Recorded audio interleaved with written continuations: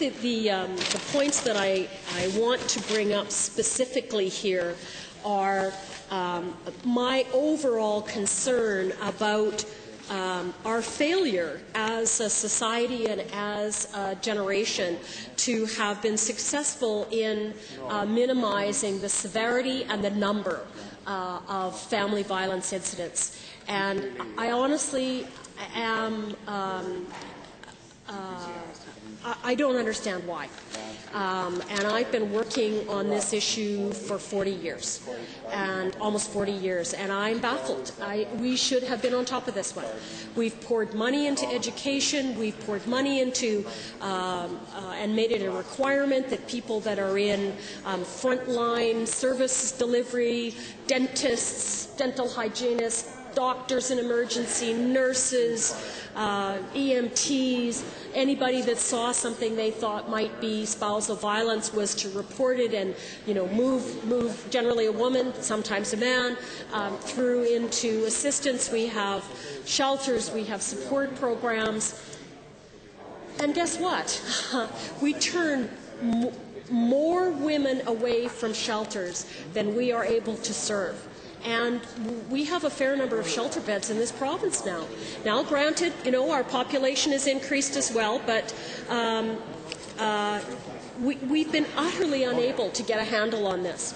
And my concern is that when you escalate to a level of severe violence, you are still, in this case, where we're talking about an emergency protection order, you still put this image in your head. You have a woman standing on the street with a piece of paper going, please don't hurt me, shoot me, knife me, club me. I have an emergency protection order. You can't do that.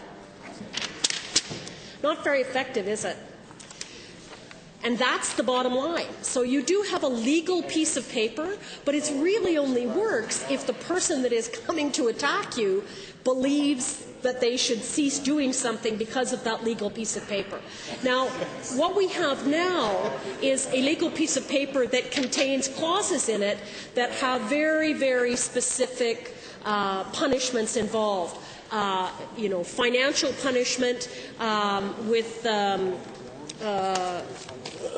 fines that are now going to range between $5,000 and imprisonment starting in the first offense of not more than 90 days, and then a second offense 14 days to 18 months, and the third offense not less than 30 days, not more than 24 months. So, serious stuff.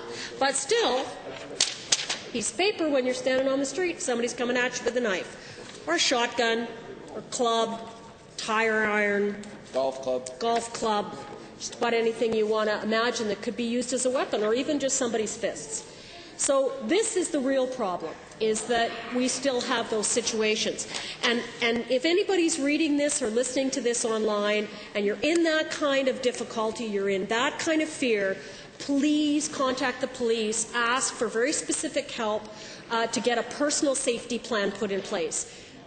Now, I will acknowledge here, and you guys hear me talk a lot about the differences between rural and urban and how we're not paying enough attention to urban issues. But I'll tell you, in this instance, there's a real difference between the resources that are available to urban people that are victims of family violence and rural victims. In the urban areas, there are more resources. There are police officers that work in special units that know exactly how to work with someone to develop a personal safety plan so that they are not, do not become crime statistics as a fatality from spousal abuse. And they work with prosecutors in the Justice Department, and it's a whole team that will come out and work with women. And if anybody's listening to that needs that kind of help, get it. It's there for you. We fund it. That's why it's there. But in a city, if you're trying to avoid somebody or not be noticed or hide, it's a little easier to do in a city. There's more people around. It's easier to not get noticed, right? You're in a rural area, it's easier to get noticed. People instantly start going, who's the new people in town? Who moved into that house next to the Johnsons? Though you get noticed a lot more when you're in a rural area. You could be much more isolated. It's more difficult for you to get help.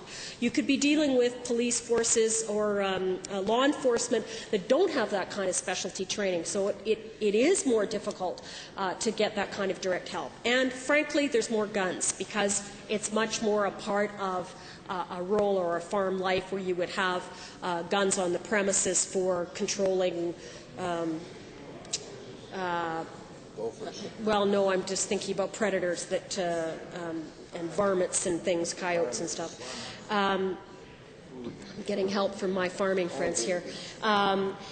So there is a difference there about what's available, and it's simply about numbers. It's about an ability to deliver that service efficiently and effectively in rural areas. So there is a difference there, and definitely the women that are in urban locations have access to better resources there.